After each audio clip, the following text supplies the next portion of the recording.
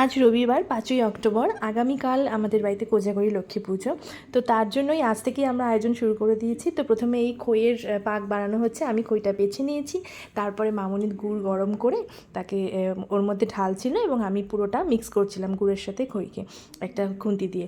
তো তারপরে শুরু হলো নারকেলের নাড়ু বানানো। তার জন্য বেশ অনেকগুলো নারকেলকে কুড়িয়ে নেওয়া হয়েছে। আমি যদিও নারকেল কুড়োতে অতটা ভালো পারি না, মামুনি বেশিরভাগ কুড়িয়েছে, আমি ওই কিছুটা হয়তো একটা মতো কুড়িয়েছি এরকম।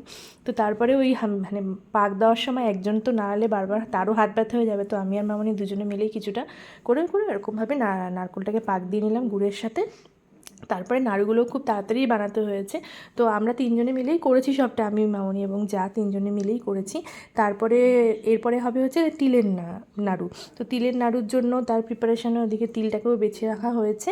আর অন্যান্যবার আরও বেশি হয়, চিড়ের মোয়া এবং অন্যান্য আরও জিনিস হয় না, চিনির নাড়ু হয়। এবছর যে ওই দুটো আইটেম এবছর হয়নি।